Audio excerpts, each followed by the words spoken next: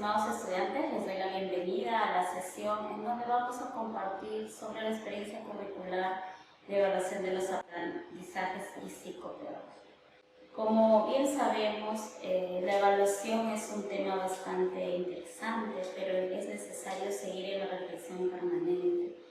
En esta sesión he denominado Aprender, Evaluar y Enseñar, porque bien sabemos que el proceso de enseñanza-aprendizaje es un proceso permanente, pero que obviamente se relaciona entre sí. Pero ahí viene la palabra evaluar. Entonces vamos a considerar ciertas reflexiones de docentes que nos permiten ir ampliando nuestros conocimientos, y voy a citar a un comentario de una docente que tiene que ver específicamente con la evaluación. Lo voy a leer. Dice: venimos de una escuela que buscaba llenarnos de conocimientos. Para eso mi profesora nos mostraba unas láminas y teníamos que nombrar los objetos que ahí aparecían, repetirlos y memorizarlos. En la clase todos los escuchábamos en silencio. No podíamos proponer cómo queríamos llevar a cabo una idea o realizar una tarea, sino más bien deberíamos hacer los trabajos de acuerdo al modelo que nos mostraba o de la manera que la profesora le indicaba. Todos hacíamos exactamente lo mismo. ¿Eso qué quiere decir?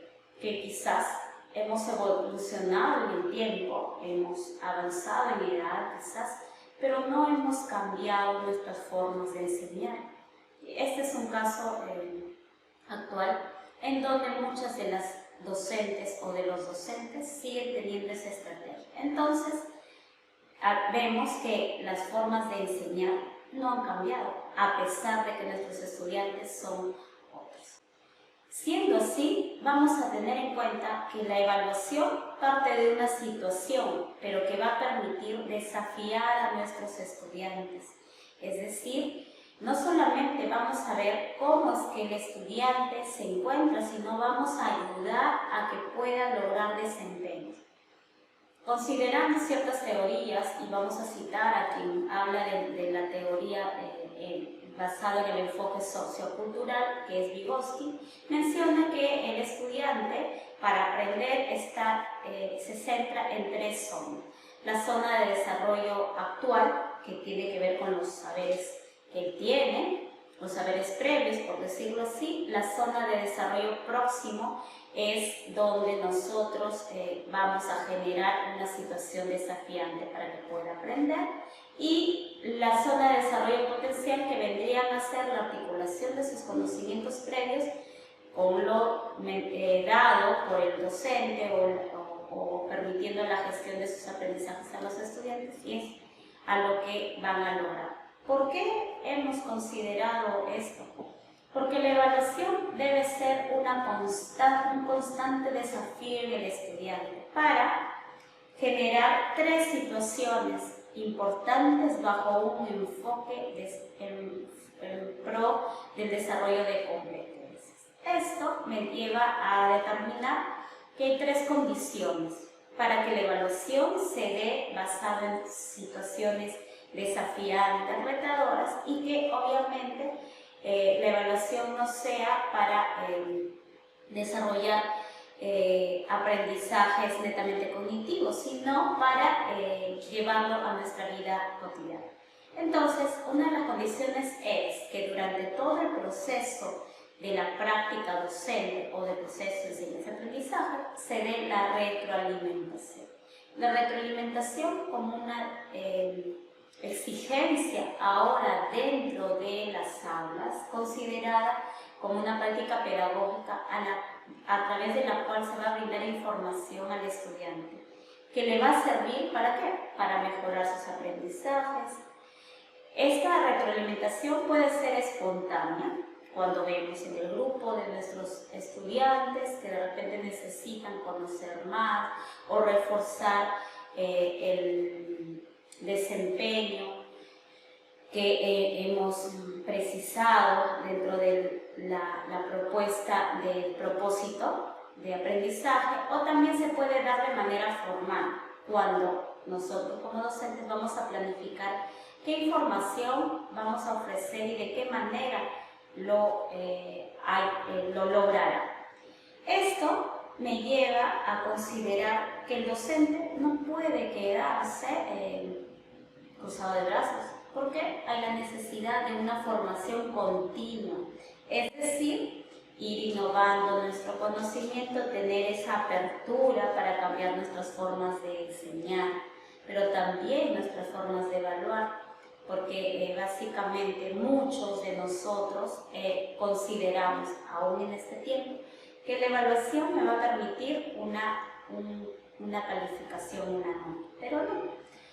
Si nosotros cada vez innovamos nuestros conocimientos, nos vamos a dar cuenta que la evaluación es simplemente para la mejora continua, para que el estudiante se dé cuenta de lo que está logrando, de lo que le falta lograr, y el docente que ayude a partir de sus estrategias a que se logren esos aprendizajes. Y el otro criterio debemos de considerar que se debe realizar la metacognición, pero no una metacognición de manera superficial, sino permitir al estudiante un autoconocimiento cognitivo en lo que aprendió, lo que le falta aprender y cuáles fueron las formas de aprendizaje. Esto se va a dar en una reflexión sobre sus propios aprendizajes y lo que más adelante le va a permitir tomar conciencia de lo que aprende y de la manera como aprende. Para eso el docente ya capacitado o con otro enfoque de evaluación le va a permitir las oportunidades, le va a brindar oportunidades para que pueda el estudiante gestionar sus propios aprendizajes de manera consciente. Asimismo, dentro de la evaluación vamos a encontrar un ciclo. Ojo, hay que tomarlo en cuenta. ¿Por qué? Porque lo que queremos es verificar lo que el estudiante deba alcanzar al término de cada ciclo. Es decir, la mirada o la meta es lograr aprendizajes de calidad, aprendizajes significativos, lo que nosotros denominamos aprendizajes esperados. Entonces, primero debemos definir las competencias que vamos a evaluar, lo que vendría a ser dentro del currículo enfocado en la EBR es el currículo nacional, que está dividido por niveles, en el nivel inicial, en el nivel primario y en el nivel secundario. Pero es necesario saber que las competencias son desde el nivel inicial hasta el nivel secundario, es decir, 14 años que el estudiante pase en la EBR, vamos a tener que cada nivel contribuir al desarrollo de esas competencias. En el momento 2 es diseñar los instrumentos de evaluación y la rúbrica para evaluar el desempeño. Sí, tenemos múltiples instrumentos, pero lo que va a valorar cómo es que el estudiante va aprendiendo es la rúbrica. La rúbrica, ¿por qué? Porque evalúa netamente el desempeño, no es que ahora evaluamos mirando nada más, sino utilizando instrumentos como la rúbrica que valora lo que el estudiante está aprendiendo. Luego es aplicar los instrumentos, ¿sí? Una vez que hemos diseñado los instrumentos de acuerdo a las competencias definidas, ya podemos aplicar los instrumentos de acuerdo a los ritmos de aprendizaje, también que eso es importante determinar. Además de ello, una vez que hemos aplicado los instrumentos, vamos a interpretar. Y ahí viene la palabra clave, valorar la información a través de las evidencias frente a lo que vendrían a ser los instrumentos. Específicamente, si queremos evaluar el desempeño, lo vamos a hacer a través de rúbricas. Esto no puede quedar solamente con nosotros como docentes, sino es comunicar los resultados.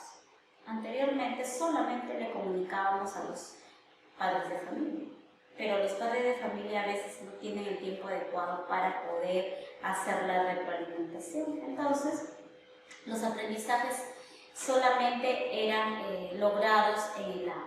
Ahora permitimos que vamos a considerar comunicar los resultados, es decir, vamos a expresar a los padres de familia, a los estudiantes, sus logros, sus dificultades y cuáles vendrían a ser los aspectos para mejorar.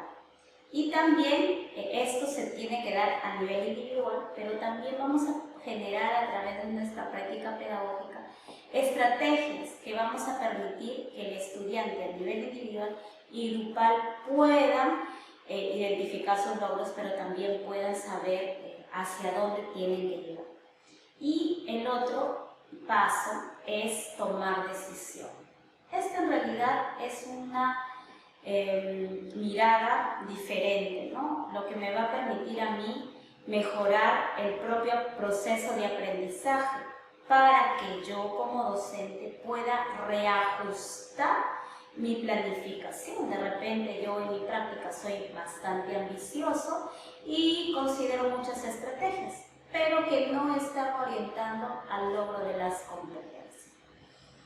Esto me lleva a replantear un enfoque de evaluación que es un enfoque formativo basado en el desarrollo de competencias, ¿no? Y siendo así, yo como docente que busco la mejora continua de mis estudiantes voy a tener que realizar acciones de nivelación o reforzamiento para que todos mis estudiantes lleguen al aprendizaje esperado. Considerando lo anterior, vamos a precisar un poco más sobre el ciclo de evaluación, en lo que vendría a ser 7 pasos específicos. Es decir, tenemos que tener en cuenta qué voy a evaluar. ¿Qué vamos a evaluar? Vamos a evaluar competencias y sus saberes en relación a un saber hacer, un saber conocer y un saber ser, la esencia del ser humano según las características que hemos mencionado en las anteriores sesiones. ¿Para qué vamos a evaluar? Hemos mencionado que vamos a evaluar para el logro de todas sus competencias, es decir, vamos a evaluar de manera integral, porque vemos que la evaluación tiene que ser formativa. Es decir, vamos a diagnosticar primero la eficacia de cómo es que nuestros estudiantes están aprendiendo, cómo utilizan este aprendizaje para ser afrontado en su vida cotidiana. Y obviamente, ¿para qué evaluar? Para que los estudiantes sean conscientes de su proceso y de manera autónoma puedan gestionar su propio aprendizaje bajo las oportunidades que el maestro le brinda. ¿Con qué pruebas? Bueno, hay muchas pruebas, pero específicamente vamos a tener en cuenta pruebas completas de aprendizaje que presentan los estudiantes. En otra sesión vamos a abordar lo que son los instrumentos técnicos. ¿Cómo determinar el nivel de aprendizaje? Es necesario tomarse tiempo y elaborar ciertas matrices de evaluación, los que nos van a permitir mirar más al desarrollo de las competencias. ¿En qué momento se evalúa? De manera permanente, ya sea al inicio, durante y al final del proceso de una clase.